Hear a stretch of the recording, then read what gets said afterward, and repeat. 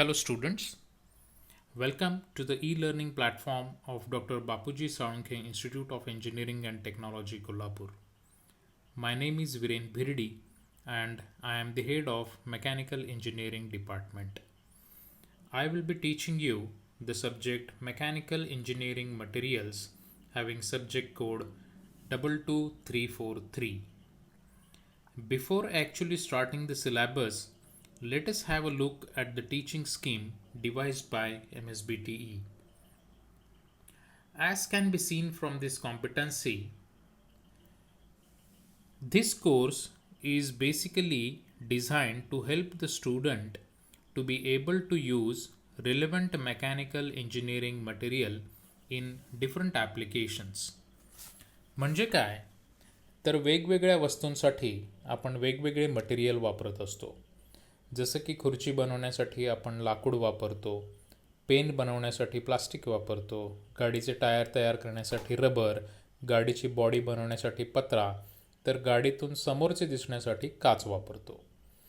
एखादी वस्तू बनवताना ती त्याच मटेरियलनी का बनवायची याचं नॉलेज आपण या सब्जेक्टमधून घेणार आहोत आणि त्याचबरोबर काही इतर गोष्टीही शिकणार आहोत. आपल्या MSBTच्या प्रत्येक सब्जेक्टला आपण कोर्स म्हणतो आणि प्रत्येक कोर्सचे स्पेसिफिक कोर्स आउटकम असतात. आता या सब्जेक्टचे काय कोर्स आउटकम्स आहेत ते आपण बघूया. पहिला कोर्स आउटकम आहे आयडेंटिफाय प्रॉपर्टीज ऑफ मटेरियल्स. म्हणजे काय तर कोणतेही मटेरियल जर आपण वापरायचं ठरवलं तर ते मटेरियल त्या ॲप्लिकेशनसाठी का वापरायचं हे त्या मटेरियल्सच्या प्रॉपर्टीज ठरवत असतात. हेच आपण या युनिट नंबर 1 मध्ये शिकणार आहे. That is the course outcome number 1. Course outcome 2 is select relevant ferrous materials for mechanical components. जेव्हा आपण इंजिनिअरिंग मटेरियल्स म्हणतो तेव्हा त्याचं बायफर्केशन्स किंवा त्याचे क्लासिफिकेशन्स फेरस आणि नॉन फेरसमध्ये होतात.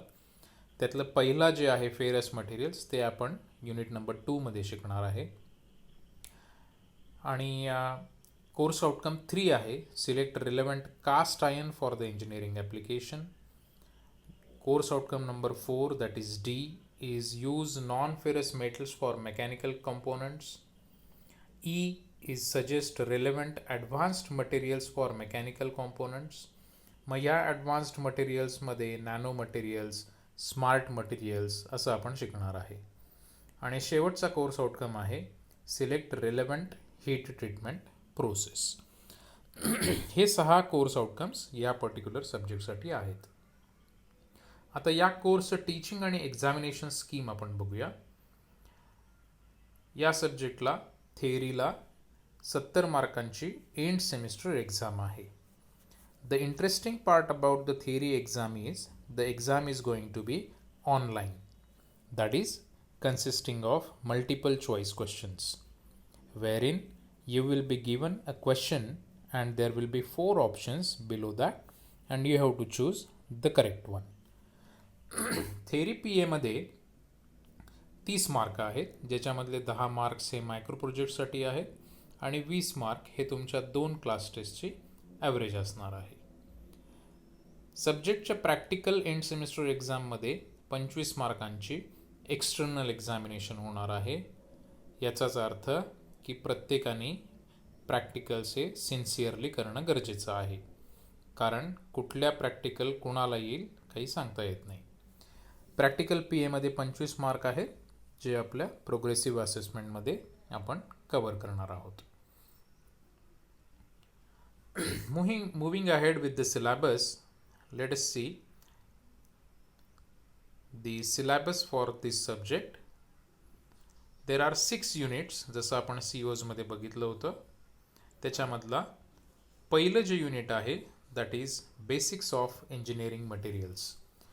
हा जो चॅप्टर आहे याच्यामध्ये आपण क्लासिफिकेशन ऑफ इंजिनिअरिंग मटेरियल्स बघणार आहे. Crystal structure, unit cell, space lattice म्हणजे काय हे शिकणार आहोत. Microstructure and types of microscopes. Microscopes कदाचित तुम्ही फिजिक्स आणि केमिस्ट्रीमध्ये ऑलरेडी स्टडी केलेले आहेत. Then we will also learn how to prepare a sample, what is etching process, what are the different types of etchants. Then we will study the different properties of metals like physical properties, mechanical properties, etc.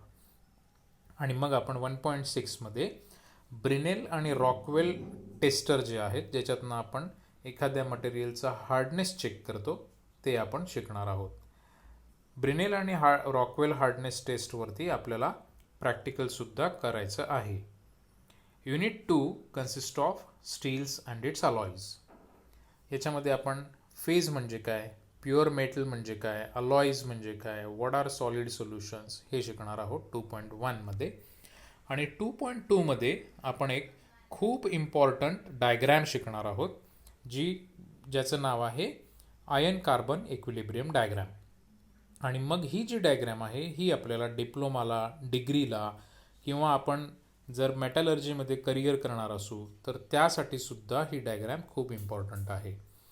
मग या डायग्रॅममधले critical temperatures काय आहेत, त्याचा significance काय आहे, what are the different reactions on this particular diagram, हे सगळं आपण 2.2मध्ये शिकणार आहोत. 2.3मध्ये आपण स्टील्सचे क्लासिफिकेशन बघणार आहोत. जसं की प्लेन कार्बन स्टील आहे, अलॉय स्टील आहे, टूल स्टील आहे, स्टेनलेस स्टील आहे. मग त्याचे प्रत्येकाचे डेफिनेशन्स, त्याचे टाईप्स, त्याचे कॉम्पोजिशन्स हे आपण सगळं शिकणार आहोत. आणि मग आपण त्याच्या स्टीलचं स्पेसिफिकेशनसुद्धा बघणार आहोत. 2.4मध्ये ॲक्च्युली जे कॉम्पोनंट्स आहेत त्याच्यासाठी कुठलं मटेरियल वापरायचं हे आपण बघणार आहे. Unit number 3 is on cast irons. मग कास्ट आयन्सचे टाईप्स कुठले आहेत, जसं की व्हाईट आहे, ग्रे आहे, नोड्युलर, मॅलिएबल, हे सगळे टाईप्स बघणार. त्याचं स्पेसिफिकेशन्स आपण 3.2मध्ये स्टडी करणार आहे. 3.3मध्ये एखादं कास्ट आयन कसं चूज करायचं हे आपण बघणार आहे. आणि 3.4मध्ये त्याचं डेजिग्नेशन आणि कोडिंग बघणार आहे. Unit number 4 consist of non ferrous metals and alloys. Steel आणि कास्ट आयन ही फेरस मेटल्स आहेत. ते सोडून आपण काही नॉन फेरस मेटल्सचा पण अभ्यास करणार आहे. जसं की कॉपर, त्याचे अलॉईज, मग ॲल्युमिनियम, त्याचे अलॉईज, शिवाय bearing materials like white metals, aluminium, bronzes, porous and self lubricating bearings, हे सगळं आपण युनिट नंबर 4मध्ये शिकणार आहे. Unit number 5 consist of non metallic and advanced materials. मग याच्यामध्ये पॉलिमेरिक मटेरियल्स आपण शिकणार आहे. जसं की thermoplastic, thermosetting plastics, then rubbers, याच्या प्रॉपर्टीज बघणार आहे. What is the difference between thermoplastic and thermosetting plastic material हे शिकणार आहोत. We will also discuss the characteristics and uses of ABS, acrylics, nylons, vinyls, etc. Then we will talk about rubbers like neoprene, butadiene, याच्या properties आणि applications शिकणार आहोत. Then we will move ahead with ceramics आणि मग त्याचे types कुठल्या, properties कुठल्या, ग्लासेसचे applications काय आहेत, व्हॉट आर रिफ्रॅक्टरीज, हे आपण सगळं 5.5मध्ये शिकणार आहे. 5.6 कन्सिस्ट ऑफ कंपोजिट मटेरियल्स. त्याचे आपण प्रॉपर्टीज बघणार आहे. फायबर रेनफोर्स्ड मटेरियल्स बघणार आहोत. आणि 5.7मध्ये आपण नॅनो मटेरियल्स आणि स्मार्ट मटेरियल्सचा अभ्यास करणार आहे. Unit number 6 which is the last unit consist of heat treatment processes. मग त्याच्यामध्ये आपण वेगवेगळ्या हीट ट्रीटमेंट प्रोसेसेस बघणार.